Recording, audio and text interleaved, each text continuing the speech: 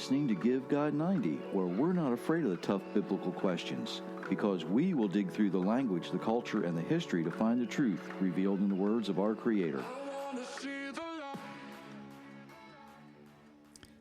Well, hello, everyone.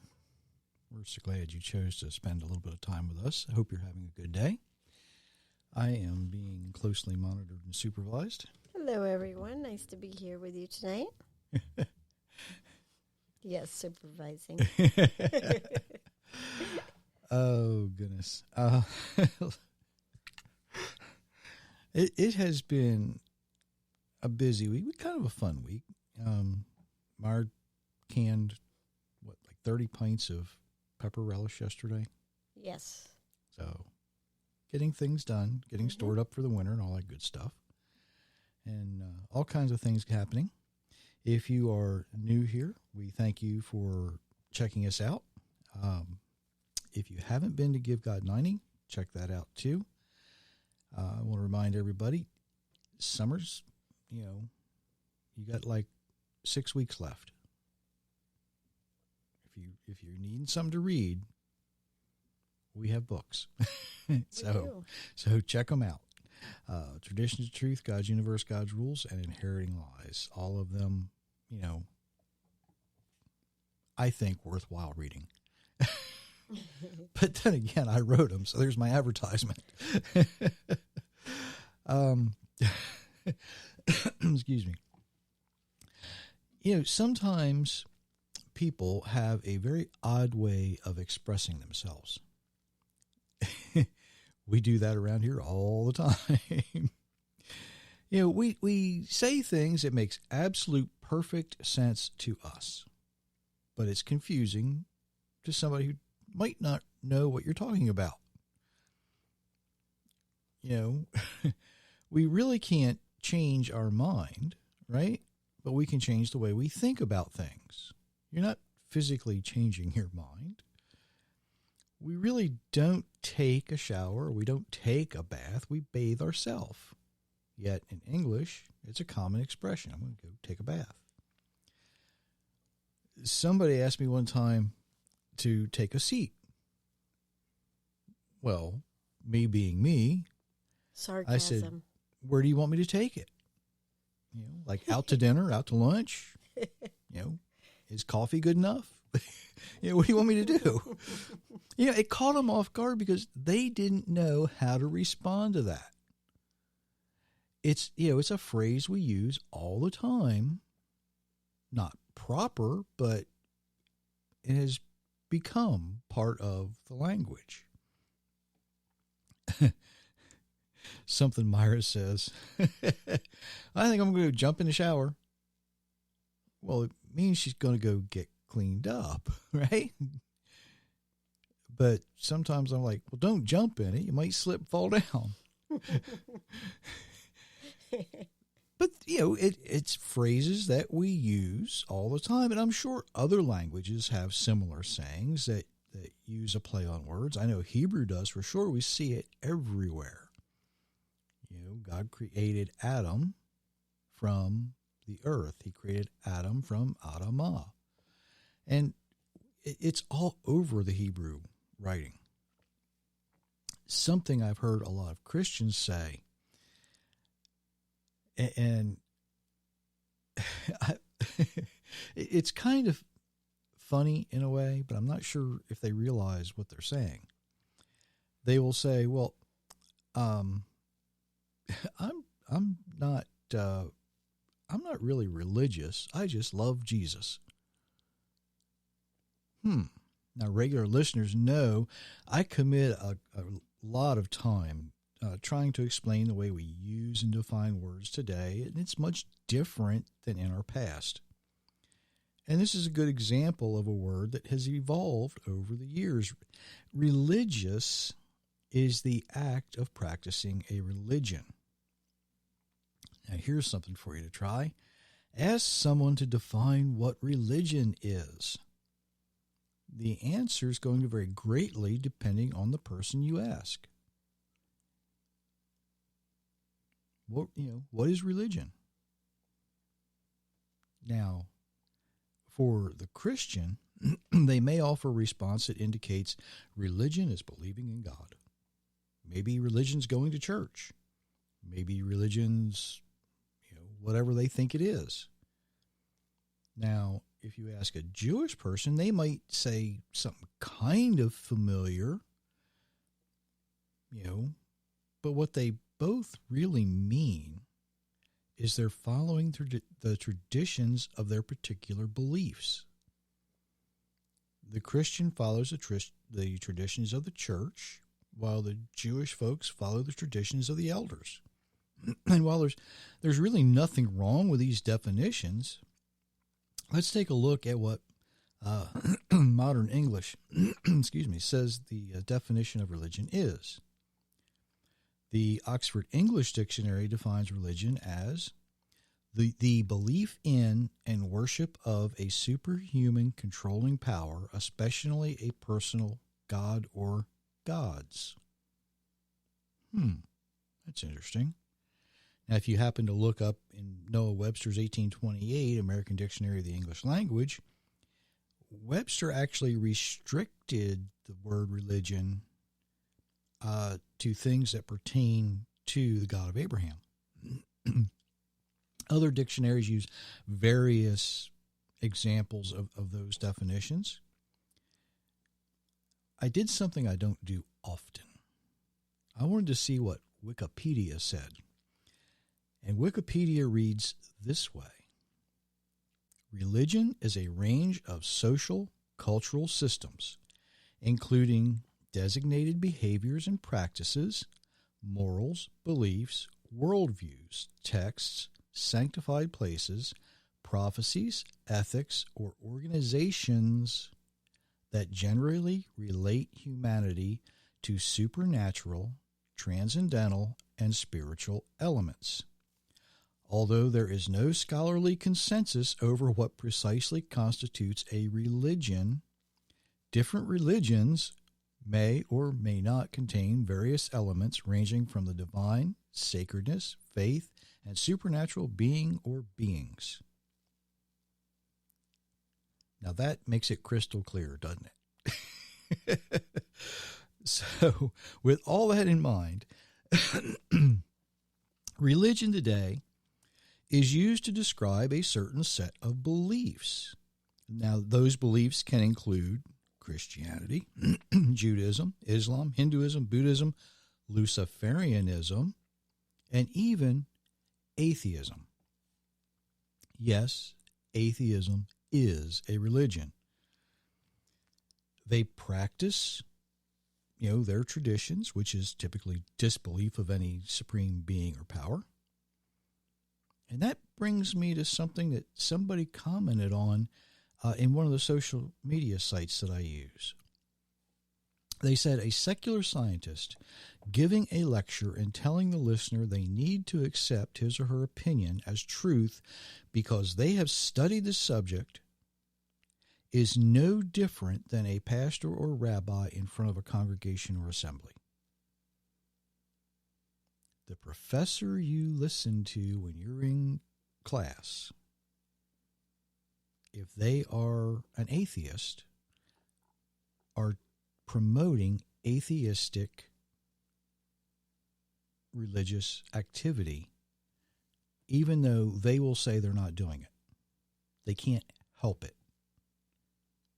They're going to say things like millions of years ago. They're going to say things that pertain to,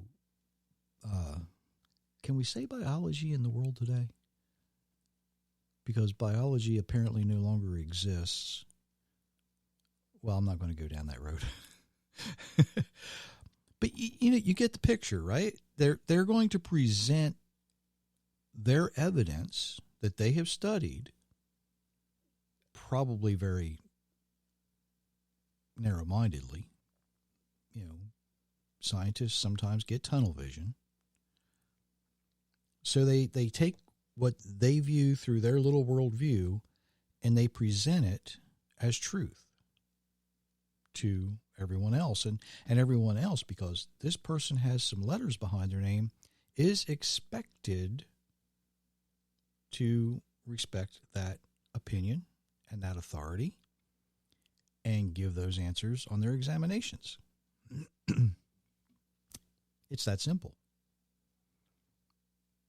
Now, what I want to make clear is that the word religion or being religious is not restricted to the worship or service of the Creator, the God of Abraham. In fact, the Bible in the Old Testament doesn't use the descriptive term religion. It uses the action of worship or the action of bowing down to either the Creator or an idol. Those are your choices. Should I say that again? The choices you make are you either worship and bow down to the Creator of the universe or an idol. Those are your two choices. Now, a word study of religion or religiousness can be confusing. And this is because sometimes the Bible translates the words differently or changes the words entirely. For instance, the King James Version, yeah, I did the King James Version for a couple times today. They translate a passage this way. For ye have heard of my conversation in time past in the Jews' religion, how that beyond measure I persecuted the church of God and wasted it, and profited in the Jews' religion above many my equals in mine own nation, being more exceedingly jealous of the traditions of my fathers. Galatians 1:13 and 14. She asked me before we started, do I have any hard words to read tonight? Like, well, no, if you're familiar with Old English. Now, a quick look at the Greek, if you happen to have access to that. It would let us know that the word typically used for religion isn't in those verses. Instead, it's the Greek word for Judaism.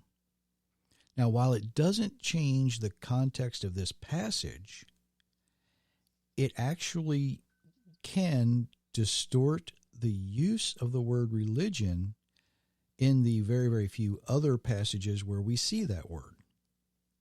In fact, the only place where the word religion is used in a specifically positive context is in this verse of James. Go ahead and read that.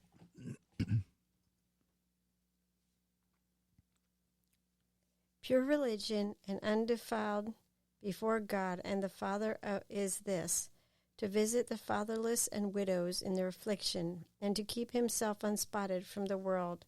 James 1:27. Okay.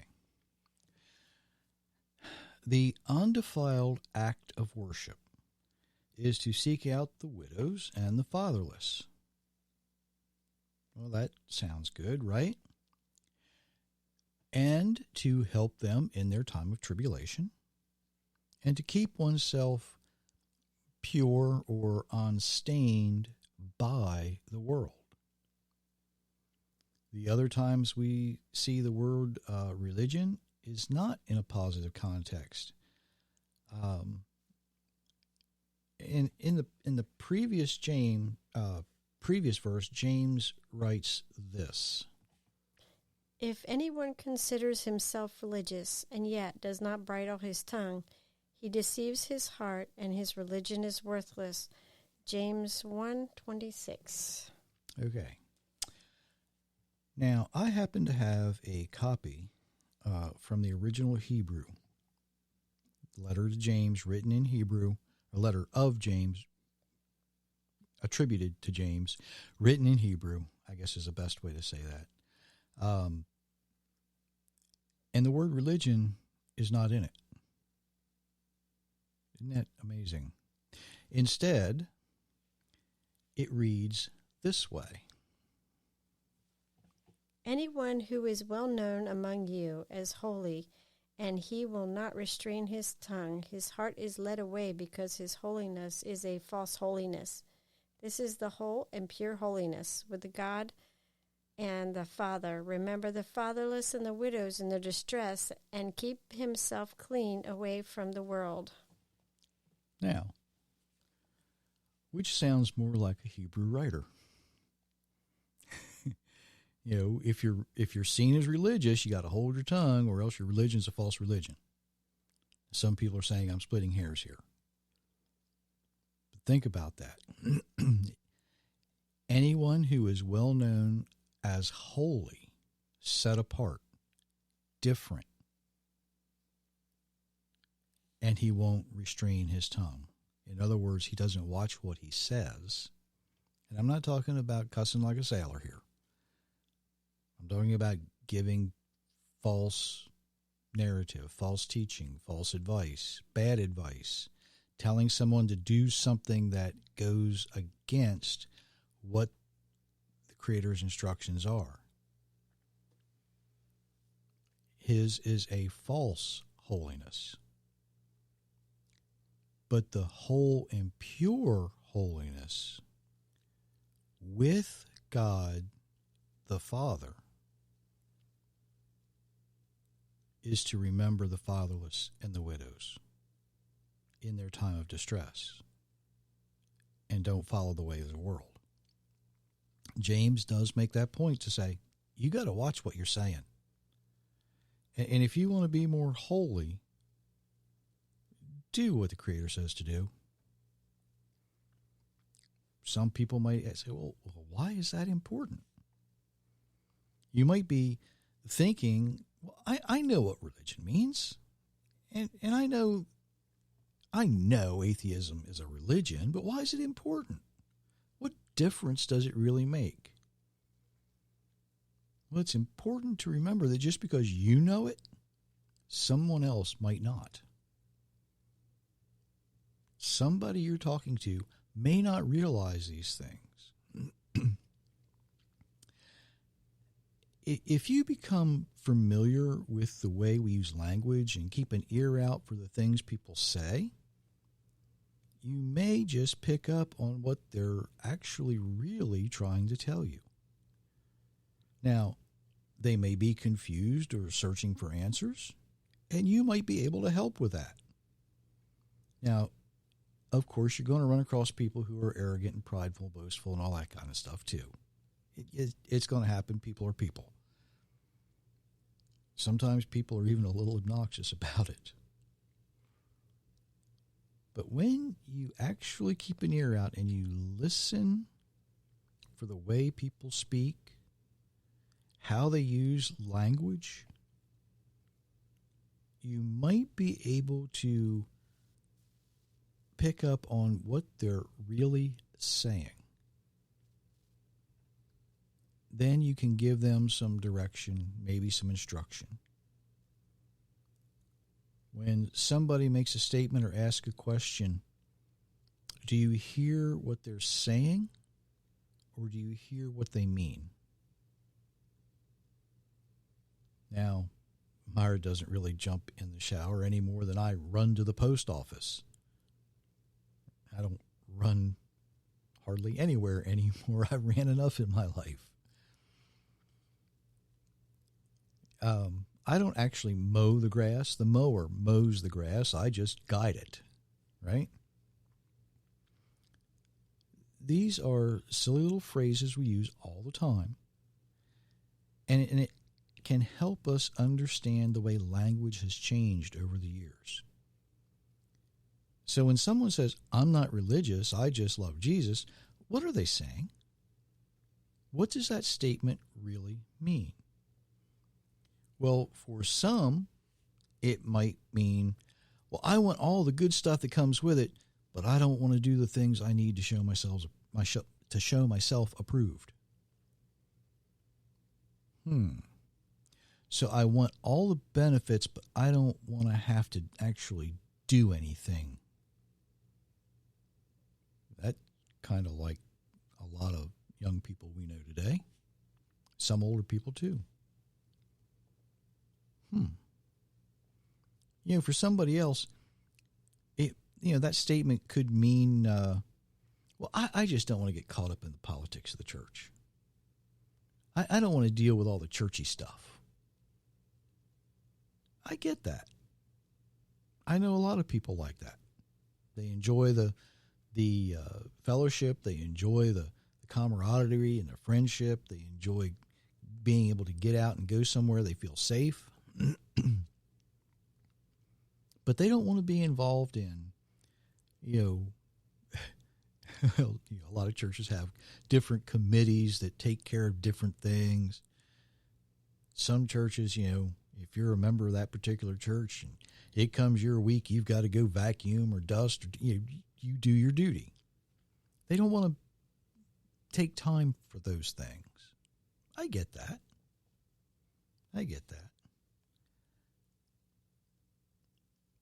But what I want to really concentrate on, when somebody says that and offers that explanation, are they really telling you, I don't know how to be holy?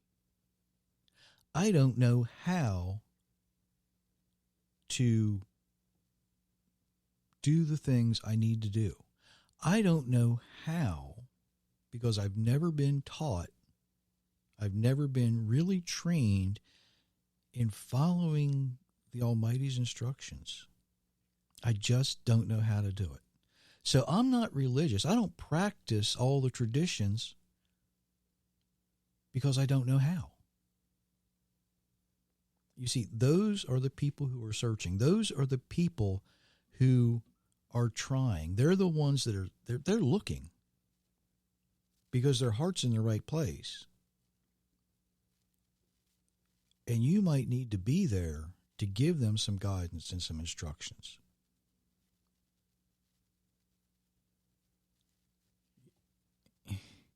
The people who really want to understand are not going to come across as arrogant and boastful.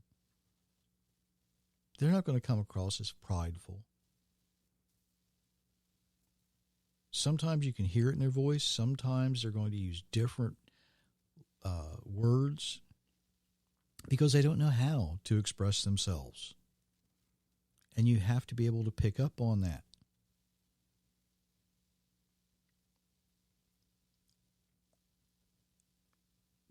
Maybe, just maybe, it's time we stopped worrying about religion. It's time we stopped worrying about how religious somebody is. And we learn a lesson from the Bible. And we look at who are they actually worshiping? Who are they bowing down to? Actions do speak louder than words. But a picture's worth 1,000 words.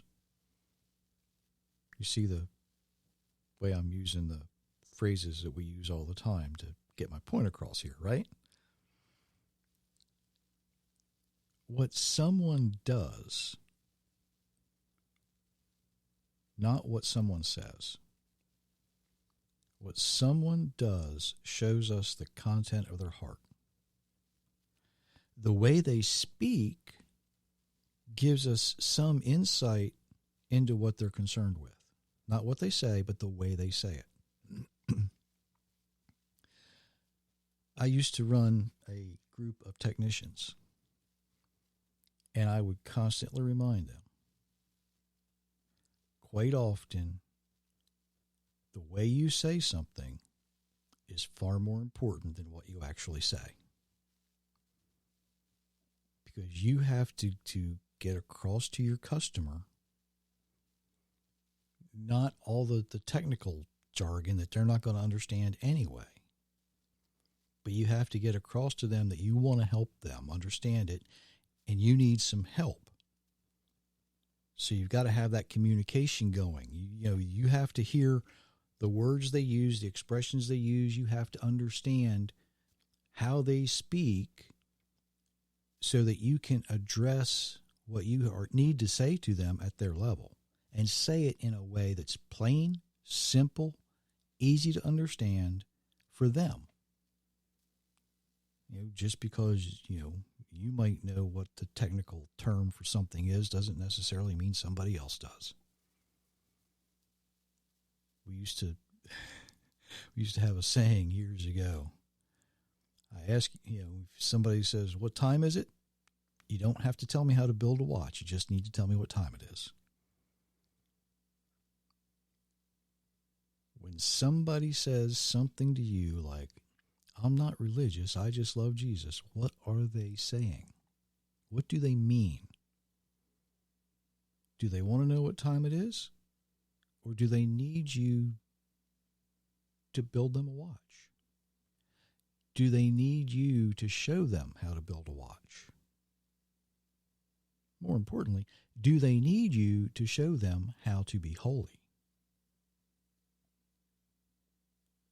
You see where I'm going with all that, I hope. Because when we learn how to recognize what someone's actually saying or asking, we're going to understand if they're really looking to serve. Are they really looking to serve the Creator?